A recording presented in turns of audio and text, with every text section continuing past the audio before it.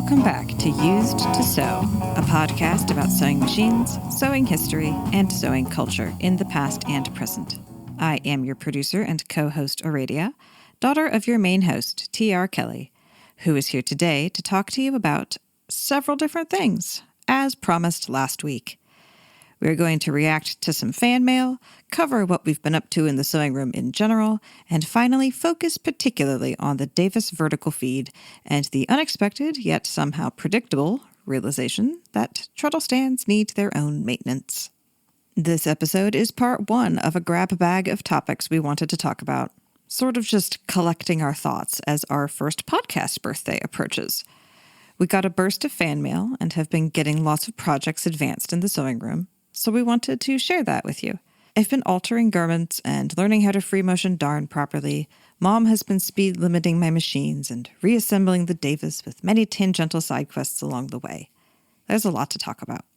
This was recorded in time for last week's release, except that we fumbled the file handoff before heading to our weekend in the woods with no signal, so we had time to get back to the Davis since this was recorded.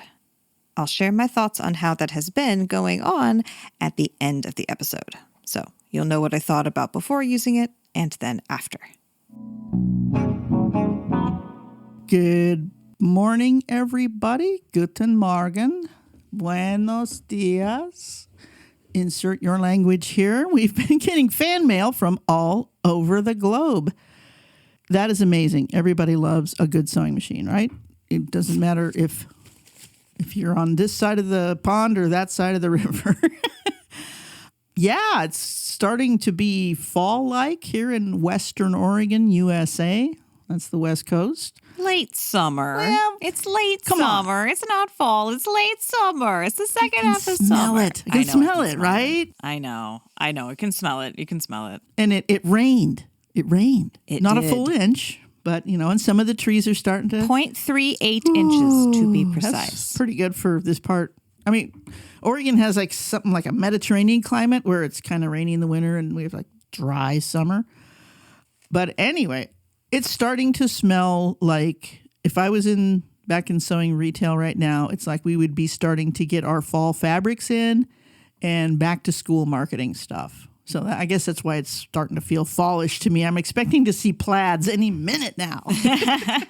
We still have a month until equinox. It's not fall yet. That's true. That is true. I think, did we ever look up, right? Are we approaching our 1-year anniversary for the podcast? We talked about that. We are. I forgot to look up the exact date, but yes, we are coming up on our first year, our 1-year anniversary. I should look up exactly when that is so we can insert, appropriate kazoo noises. Appropriate treadle noises.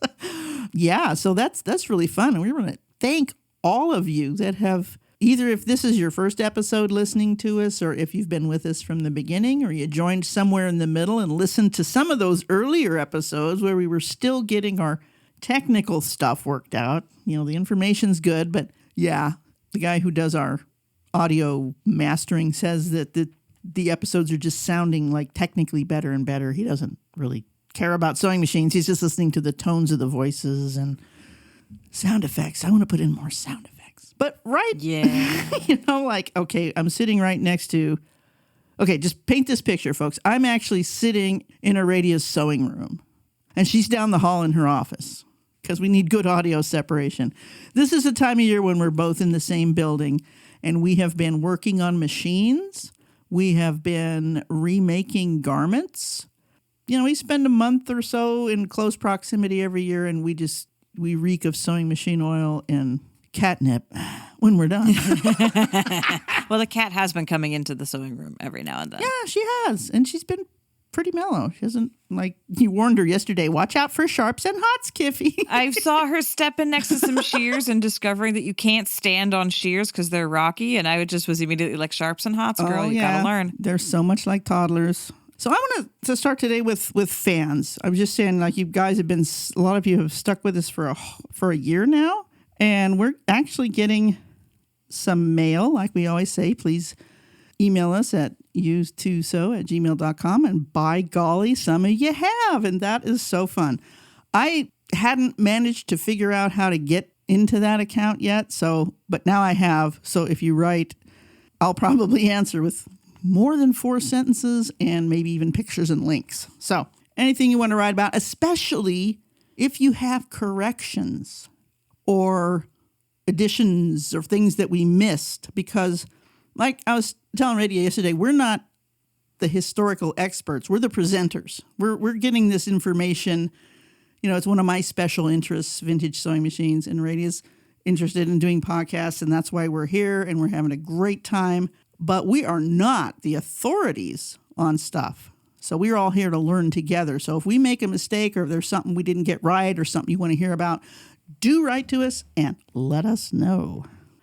So here's a letter from Camille in Denmark. Denmark. Dang, that's on the other side of the pond. An aside, I'm like a lot Danish by heritage. Give me some æbleskiver. My people are from Viborg. I think I said that right. They were sewing people, actually, men's tailors, and came over in the 1880s to start a tailor shop. Yay, Denmark. So Camille says, hello, fellow VSM enthusiasts. Vintage sewing machine, that is. In less than 6 months, I have gone from knowing nothing about VSMs to having collected, dismantled, cleaned, and reassembled close to 40 machines. Can we have a hell yeah?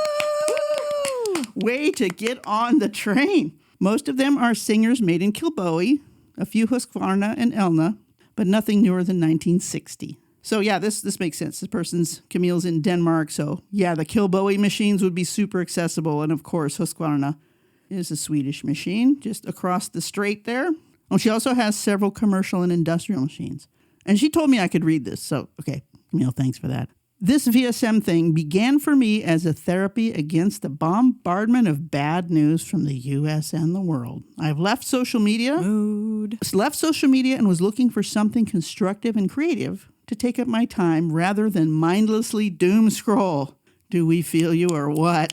Absolutely. Camille's first machine was a 99K, then a 15K, and it snowballed from there. I find the machines elegant in their design and wonderfully simple. Also, parentheses, except for the 206K capital curses. That's one of the singer swingers that we talked about a few months ago. Almost caused me to throw it across the room as I attempted to disassemble. VSMs satisfy the mechanic itch I had not scratched since working on vintage Italian scooters. Now that's a cool way to get into it, right? You've already had a mechanical thing while I was doing scooters. Let's go for something a little less dirty. I could bring it in the living room and work on it, you know. Sure, yeah. So Camille listens to our podcast as she's driving distances to pick up various machines that I found on Marketplace or a local site here in Denmark. I only pick up machines where it is obvious that the next stop is the recycling center. Ooh. So we're talking machine rescue here. And what a great way. I mean, she's only been doing it for 6 months. What a great way to learn a bunch of machines. That's certainly how I did it, to get a bunch of... And there's nothing to lose because it was on the way to the recycling. Right. So. Right. It can be melted down in pieces as well as in a big chunk. And so Camille's journey here is so relatable to a lot of us. I'm going to keep on here. Here in Denmark, there are many beautiful machines that have been well looked after. And I've only ever had 2 machines that were truly seized. Well, that tells you something about the maintenance practices. And I don't know. I mean, they're just take care of their stuff better. That's cool. And this part, I have reached the point where I acknowledge I cannot save them all. Ooh. Good line. Good line. We've gotten to there. Those folks in the still stitching video, that was a refrain that they came back to quite a lot. So now I try to sell the machines for at least what I paid for them, although it doesn't account for my time or parts. Now, see, that's another thing. Why are we doing this? We've talked about also don't monetize your side gig. It's like a lot of people like to fix machines up and just give them away because, yeah. And this part, I forgot about this part here. In one of your episodes, you spoke of treadles being first, when in fact here in Europe, hand cranks were the norm. While many also had a treadle, hand crank machines are prolific here. And I've read about this. And why do you think that is? Why do you think that is, Red? Interesting. Smaller homes? Smaller homes and One more thing. One more thing. Portability. Okay. Because think of European politics and how often the lines for countries and there's just, it was kind of a hotbed of a lot of racial, ethnic, nationalist. Am I in France this week or Germany? I want to pick up my sewing machine. You know, if you have to pick up your important household goods and flee, a hand crank is going to be much better. Sure. Whereas American movement in the same period is much more voluntary amongst the people buying sewing machines as a rule. Right. And there were hand cranks in the U.S., but treadles, because everything's bigger here, I guess. Biggerizing. We had railroads to bring heavy stuff. But I think just the smallness of houses and transport and the size of countries and just the fact that people in Europe just have a history of having to move a lot for various reasons. I don't know if any of that rings true for folks. That's just my Yankee conjecture over here. But I did know that hand cranks are more popular there than here. That's why it's hard to find. I mean, a Jones hand crank. Well, you're not going to find that here, but you can get one shipped from the UK. No problem. Jones hand cranks are like Singer 1591s over here. Yeah, no problem. So then Camille sends a lot of pictures of her machines. There's really beautiful stuff in here. Yeah, they are.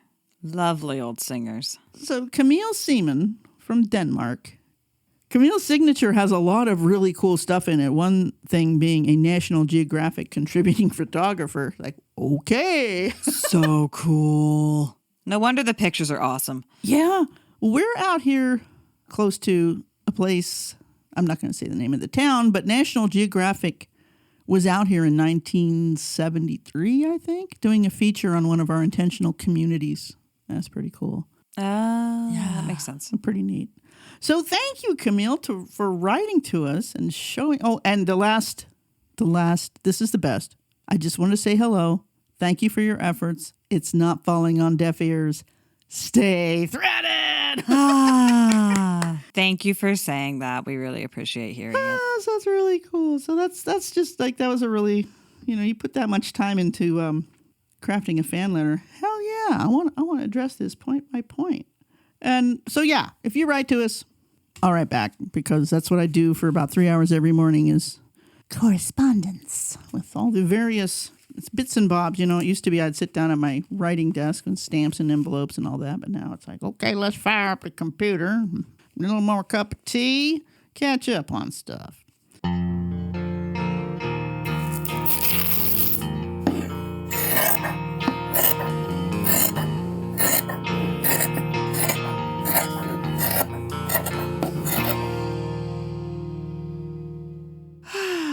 So what have we been doing here in this sewing room? Raid, you start. What have we been doing here in the sewing room? What haven't we been doing here in the sewing room? We have been just parallel playing up a storm. So the mission for what we've been doing in the sewing room has been, you're going to fix up the Davis vertical feed and teach me how to use it. That has been the overarching mission. Yes, job one. But it's been a journey with lots of tangents and setbacks and interesting challenges that require taking a break and working on something else, and a lot of stuff that only you can do, and there's not a lot for me to do in the meantime. So all kinds of other projects have been happening, and you've been servicing my other sewing machines. I've been doing little mending things and asking you questions. Like, we've been doing a lot. I'm currently retrofitting a really cool outfit, or a really cool garment. Yeah. I think that's kind of what's top of mind for me, aside from the Davis, is I have this garment that my stepmom gave me. This is beautiful, orangey, Duluth Trading Company jumper. And jumpers are cool, except for the part where you have to take them off in order to pee. That is not cool. So I like turning jumper garments into skirted garments. And I did this with a dress last year, and it was cool. But this is like almost a Carhartt canvas work garment. So we wanted to keep that vibe while also, again, making it a skirt. So we've been on a mission to, first of all, make it sized correctly for me, because the proportions of this garment were for a very different shaped torso than me. Just like, I have a very short torso, and this was built for someone with a very long torso. It's like just wildly inappropriate length. So we've been having to fit that to fit me. And then the big challenge yesterday that we were working on was making the skirt panels out of both a pair of corduroy pants and also all the scraps from how long the legs were, because of course the legs were far too long for me. Oh, so yeah. cut that off, start piecing that together and make basically the whole front panel. It's been a whole journey. It's still in two big pieces, but yeah, we've been taking a brand new garment that was very well made, not fast fashion, and immediately cutting it up and turning it into something that I'm actually comfortable wearing. So that's been an interesting mental journey, as well as I'm learning a lot of little techniques from you. Scary. Cutting up an expensive, well-made garment. Scary. Hit it. Cut it. Slice it. It doesn't fit you now. What's the worst that could happen? It won't fit you still. Basically, I was not going to wear it. It's been in my closet for like 2 years since it was given to me because it's wildly out of proportion for both my style and my body shape. How tall are you, right? 5'1"? 5'2". 5'2", and you're generously proportioned. You're a little, voluptuous pony. And this garment is made for someone who's 5'9" and maybe got a little more lean. Well, 5'9", and it's not that it's a skinny garment. It's that the torso is just too long for you. You can't hack off. It's so You can't long. hack off the legs and say, there, okay, now it's going to fit. No, because petite stuff has to be proportioned through the whole garment. So what we've done is cut the bodice off of the waistband, and then we took like 4 inches out of the bottom of the bodice there. Yeah, it like actually took away some of the pockets because, of course, this garment has amazing giant pockets. So like I'm literally losing pocket volume to how much too much torso there is. Yeah, it has so many good pockets, though. We can do that. But it's like, oh, and just a small aside here. I think jumper is the name we use here in the U.S. Oh, yeah, I don't mean sweater to our UK friends. I don't mean sweater. I mean overalls. I think that would be the more correct word. I think jumpsuit is more like the word. Jumpsuit. Yeah, it's got arms Yeah. and legs all in one body kind of thing. Yeah, though this one is sleeveless, which is also very much my style. It's part of why I like it. It's like broad shoulders, but like open arms. Yeah, it's just like one step up more fabric from overalls or something. So anyway, I was just aware that word had different meanings. Yeah, no, good point. Good point. Thank you. But when you're going to re-alter a garment for someone who's shorter, and because ready to wear is made, in specific sizes. 5'7" to 8" is what they assume how big women are. It's like, are you kidding me? I'm 5'3", you're 5'2". Grandma Laney's like 4 foot, Yeah. 11 or some darn thing. So many people that I know are well below that mark. That was one of the main things why people continued sewing so long until fast fashion took over, because good quality garments just weren't made in petite sizes. So that my dad did all the alterations for my mom, my Danish dad, yoo-hoo, Denmark, because she was short. She's 5'1".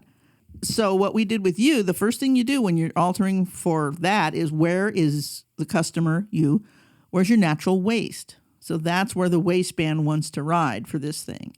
So that's what we established was, where's the waistband? Okay, from there, then how long do you want the skirt to be, and how short does the bodice need to be? Also, this garment is not proportioned for someone like you who has narrow back and shoulders and a large bust.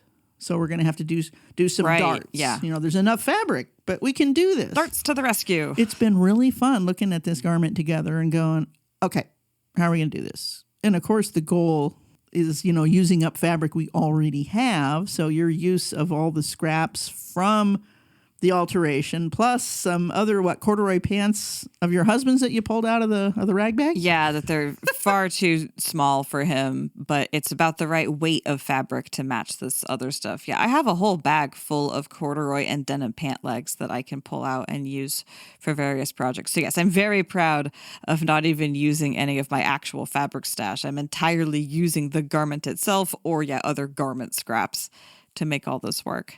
Yeah. Now, you've been doing this sewing all on your Kenmore. Yes, Kenny has been doing a good job. And we've discovered, what did you discover about straight stitch? I discovered that using a straight stitch foot is extremely much better than using a, not a universal foot, an all-purpose foot, general purpose foot. I've just been using the general purpose foot, and you actually like, what if we switch to the straight stitch foot? And it's a subtle difference, but it's a profound difference. I also, on the corduroy, there was a little bit of a hole in one spot that was going to get through, and I got to use my newfound understanding of how to do free motion darning. And it worked so much better than my other experiences where I did not remember to drop the feed. That makes a huge difference, it turns out. And I made a really awesome little patch. I feel very confident about future patches on other clothing I'm going to have to make. And on that note, also, the other thing that we got improved on that machine was you gave it a speed limiter. Yeah. Which has made my life so much better, because before I felt like the top 2/3 of the speed were too fast, which gave me only the bottom third to work with. And I, for whatever reason, autism probably, have a very hard time consistently having the right speed. Like my leg just constantly moves on the knee lever. I have a very hard time maintaining consistent speed. And with like 2/3 of the speed being too much, it was just really, really hard for me to I was intimidated from sewing on Kenny because it was like too fast all the time. So you put a speed limiter on it. So now the entire range that my knee can move in is all within speeds that I find tolerable. And it's way more relaxing. Yeah. You just can't go too fast. Therefore, the anxiety comes down. And Kenny still has the same wonderful sound. For those of you who wonder, this is a Kenmore 158 flatbed cabinet machine. And we just both love the way it sounds. What we don't love is it's a super high bar shank, and we're trying to find an even feed, which is no longer manufactured. I was looking all over last night. Oh, yeah. Oh, also, it has a broken bobbin winder, which I think I might be able to fix. Anyway, so how did I speed limit Kenny? Folks, this is so easy. If it's a cabinet machine, okay, because Radia's got all her machines and cabinets, and she wants them all to be knee levers. Okay, so and the Kenny came with a knee lever. That's just how it is. I crawled under the cabinet and stuck a screw in there so the lever can't move. That's as simple as it was. Just stick a screw in the cabinet. In theory, I could have done this, but no, I needed my mommy to do it for me. Mommy's mechanically minded and has tools. Basically.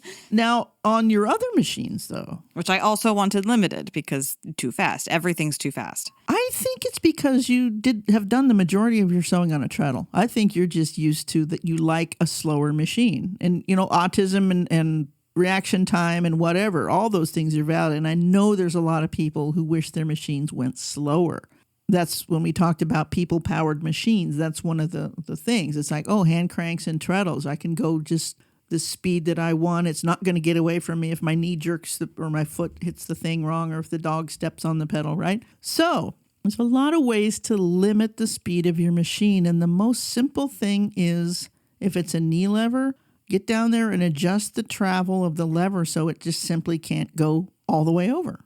And I can't address every knee lever on that. It's like, okay, you're going to have to get down there maybe with wire or cable ties or a screwdriver, but just limit the travel of the bar. So simple. The other thing you can do, now this is on the basic Singer Bakelite one button pedal. For all you vintage Singer fans, okay, they're the kind that came with your featherweight and all those. The reason that pedal is made that way with the one button is so they could use it as a knee control unit or on the floor, right? Simple cost. When it's used as a knee control unit, that rectangular Bakelite controller foot thing sticks in a bracket in your cabinet, and then there's a lever that goes over and pushes on it, on the little button that you normally have to find with your big toe. Okay? So now you've got a knee lever that you're pushing with your right knee, and that pushes on the little button on the controller, which makes the machine go zzz, all right? And those Singer knee levers, they have a couple of different adjustments on them about where is the knee lever in relation to your knee and this and that and the other thing. So you can mechanically limit the lever if you want. Myself, I opened up the controller body itself. Unplug first. Unplug from the machine, unplug from the wall, unplug from the wall. I opened up the controller, and there's a big white ceramic block in there. Those of you who do these controllers will know what I'm talking about. On the end opposite the button, there's a screw right through that center ceramic block. That screw, turn it both ways. Watch what it does down by the button.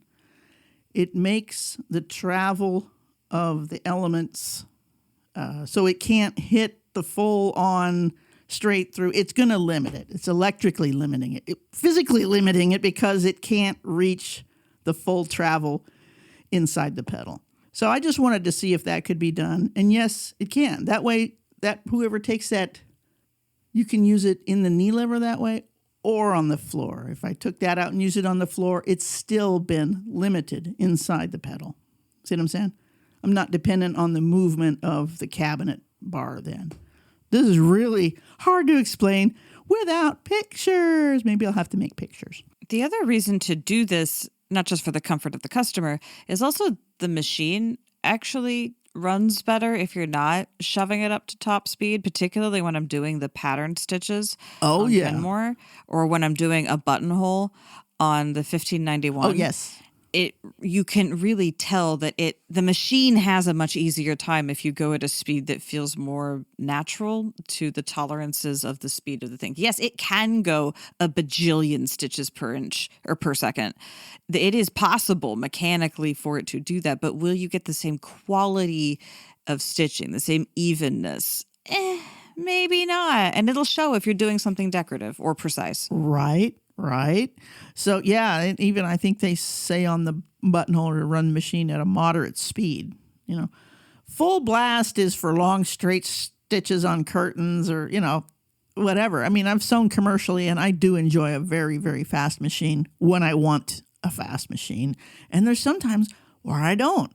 And that's when I pull out one of the treadles. I want to stitch by stitch. And I mean, with you putting together the Davis in my room and thinking about machines and stuff, I'm like, I kind of really want a straight stitch treadle as well. Yeah. I just want a backup for when the power doesn't come back on. Or maybe I want a hand crank. Maybe a hand crank would be more appropriate. But I want a not specialized machine like the Davis that is also analog, physical. I could give you a hand crank. I have a hand crank.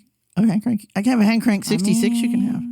Yeah, that could be real nice. Then you'll have to learn top drop and bobbin. Actually, the 66, you remember how your dad we built him a treadle with a hand crank on it? We could do the same thing. We could do the same thing for you.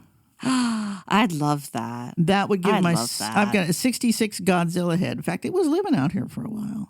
The crinkle finish one. Oh, yeah. I know that would be, yes. It's the top drop. Yeah. Okay. So, that'll give that one a place to be because I don't need that one right now. And it already has the spoked wheel, the hand crank. I already got all the pieces. How about that, folks? We just solved it right here on the air. Hand crank is the most precise you can possibly be. It's so deliciously controlling. Oh, and since you're going to start, I give you a rotary set and a beginning strip piecing book. So you're going to start quilting. You're going to love the hand crank. Your points will always match. Yes, give me the precision. Speaking of points always matching, let's move on to the Davis.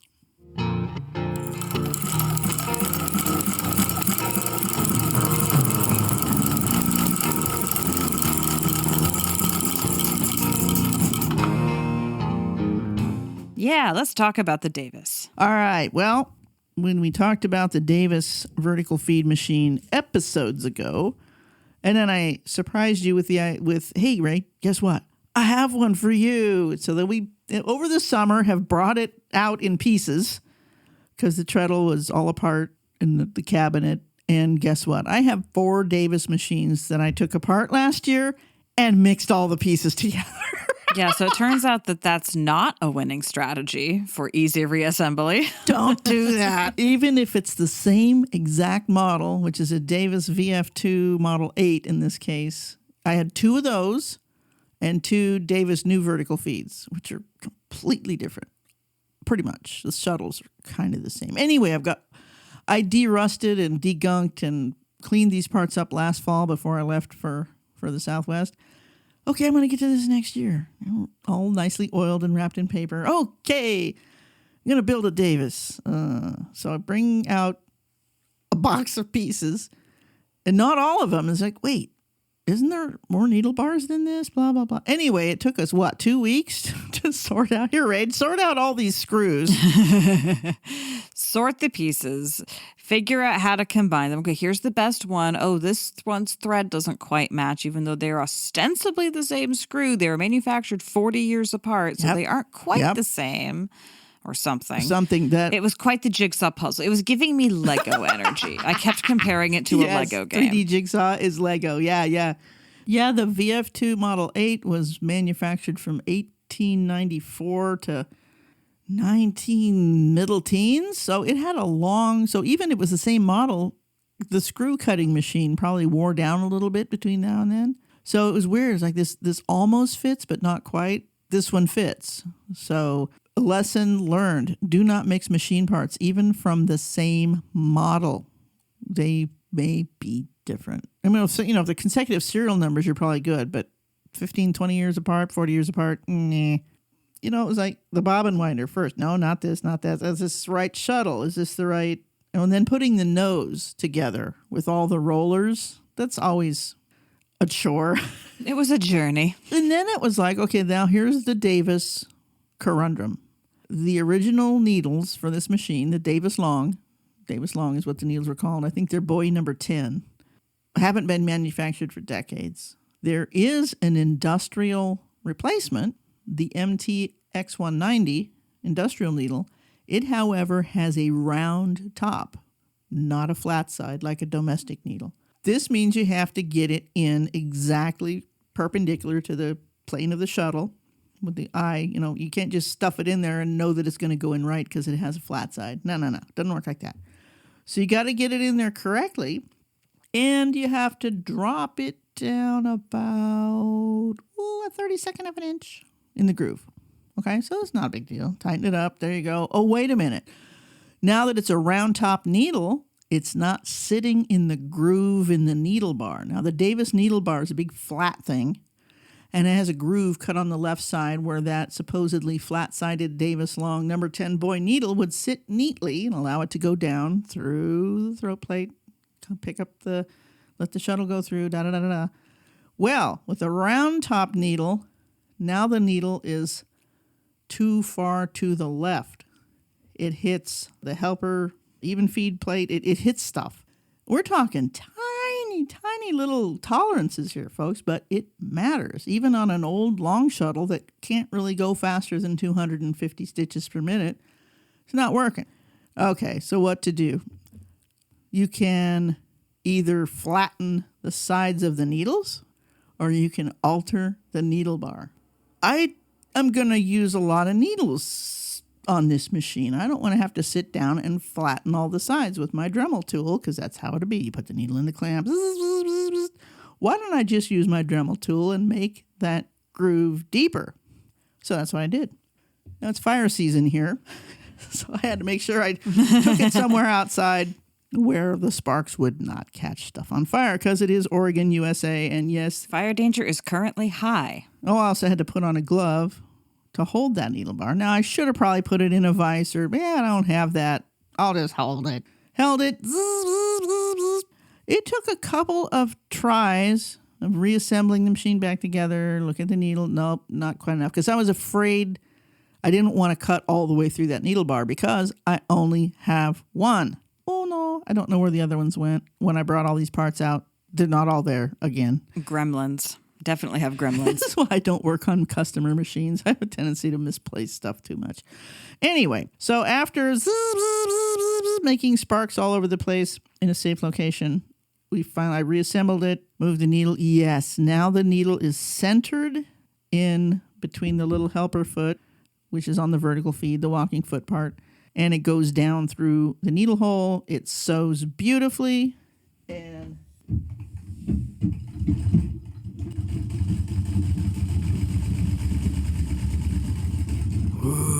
that's sounding really, really weird because the microphone's bolted to the treadle stand, but I just had to do that. Zoom filtered it out completely. I'm so interested to hear what it's going to sound like when I'm editing the recording. It's probably filtered it out because it would sound like a truck going by.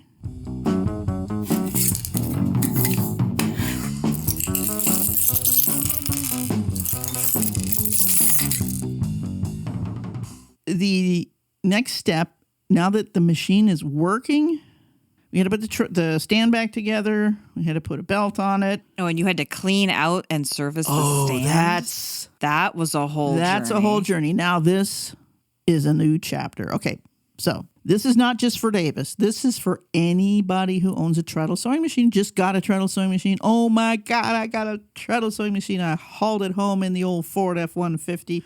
Pa helped me unload it. What are we going to do? So there's plenty of YouTube videos. Oh yeah, fix the machine. What about the stand? Well, I got the Davis head all cleaned and oiled, and this is before I discovered the needle thing. Put it in the stand, and it just was sluggish. Wait, I know the Davis. It's not supposed to be sluggish. It zooms right along, even though it's got all that funky stuff up in the nose. What's the deal? I get down and I look at the treadle stand. Okay, look at your treadle stands now. The part where your foot goes on either side, it keys into the main uprights there. Those are called bearings, and they're adjustable, and they need to be oiled once in a while. You might even see little oil holes on the top. Then go over and look at the wheel. Now the wheel turns on a spindle. Okay, that's the main bearing for the wheel that's inside the spindle there. And then there's a rod that connects the wheel down to the pedal. That piece is called the pitman, P-I-T-M-A-N. On really old machines, that's wood. On newer machines, it's metal. On metal machines, it's usually got some little ball bearings in those ends there. People, back in the day, if they remembered to oil the machine, that was great. The stand usually got ignored. Not only ignored, but abused, because as I looked into the main bearing of the Davis I was like, wait, what is that? And I got my tweezers and I pulled out one piece of thread and I could see, oh my God, there's a lot of thread in there. Okay, how did that happen? Well, you're winding a bobbin and a piece of thread catches on the, and then all of a sudden you're not winding your bobbin, you're winding it up on the wheel because it followed the belt down as you were treadling or whatever. Things happen. To take that apart, it took me some heat, some special tools. I mean, it was married by time. This machine is from 1908. I think that was an overnight project, right? You put solvents on it, let it sit overnight, and then came back the next day. Like, it was a whole thing. Yeah. We're talking 113 years of being cranked together from the factory, and now I'm trying to bust it loose. But we did. And it took 2 or 3 days to get all those bearing joints and pitmans and things apart. So then I went out on the porch and used nasty, toxic ickiness to dissolve all the old, probably sperm oil and petroleum oil, whatever it was. It was black tar and gunk and crunchy stuff. And in the main bearing was a huge collar of thread. It was very impressive. Like it was like folded steel. There was just so many layers. And here is the moral of this story, folks. No matter how much oil you add to a stand that's thread clogged, it's not going to loosen up. It's not. So the pitman bearings had little ball bearing rings in them, and those were just, the little balls wouldn't turn. There was just so much crud in there. So it's just grinding away. So, of course, that's friction. Defeats the whole purpose of a ball bearing, which is smooth movement. So those little guys got serviced. The bullet bearings on the bottom cleaned out.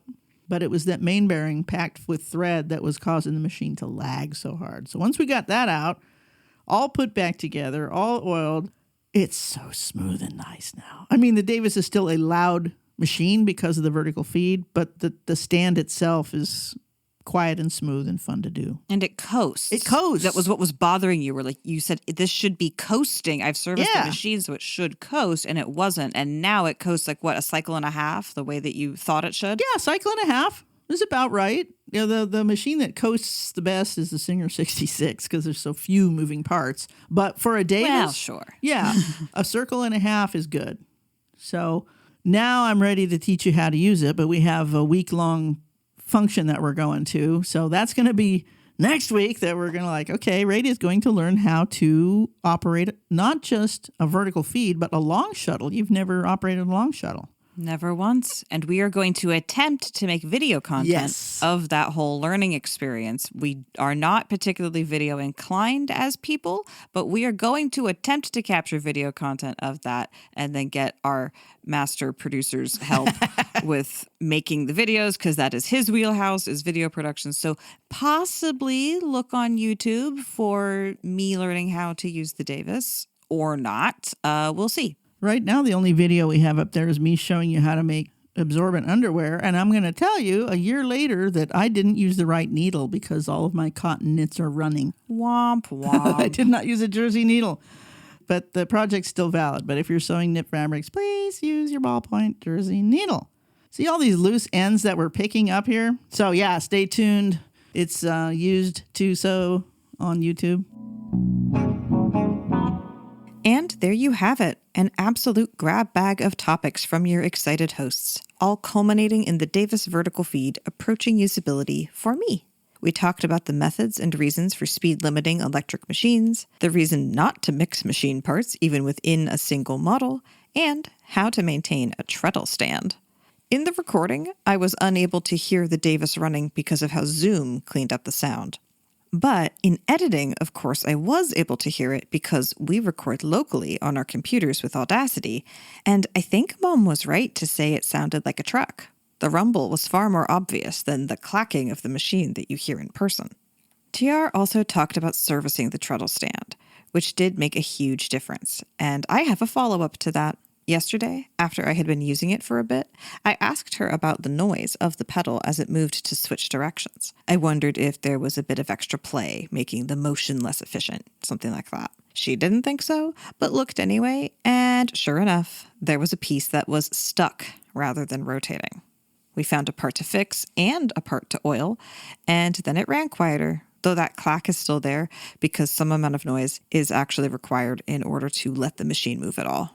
Too tight and there's no motion, which is one way to keep it quiet, but kind of defeats the point. Did I just casually breeze by mentioning that I've used the Davis? Yes, I did. Sorry. Okay, so yeah, I did learn how to use it yesterday, and we captured videos of it. I had an easy time learning how to thread the bullet shuttle, but more difficulty with putting the needle in correctly. TR mentioned retrofitting the needle bar to accommodate the new industrial needles, but it turns out that if you don't put the needle in that new groove just right, it'll be a little cocked to one side and will contact the foot. Fortunately, I figured this out without breaking or damaging my needle, but still, it was funny that Mom and I had difficulties with inverse tasks in the learning process, or relearning in her case. Also, sewing on it, super awesome. Like, it's a different experience, but really fun. It just goes through fabric like you wouldn't believe. Kenny could not. I'm very excited to be using it. I'm super, super excited to do more than just small test projects. I'm ready to do a big thing now. Next week, expect more of the same chaos of fan mail and topics that we skip between. And then the week after that, we will settle down to a little more focused on a single topic again. As a reminder, we are unofficially sponsored by Stagecoach Road Vintage Sewing Machine, who do repairs and restorations. You can follow us on Facebook and Instagram, and you can support us by sharing the podcast with your friends, and also with money at patreon.com/used2sew. Thank you for listening to us here at Used to Sew. We always welcome your additions, corrections, and feedback in general. Please reach out to us via email at usedtosew@gmail.com.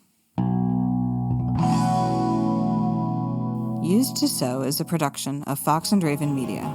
For more podcasts from Fox and Raven Media, visit our website at foxandravenmedia.com.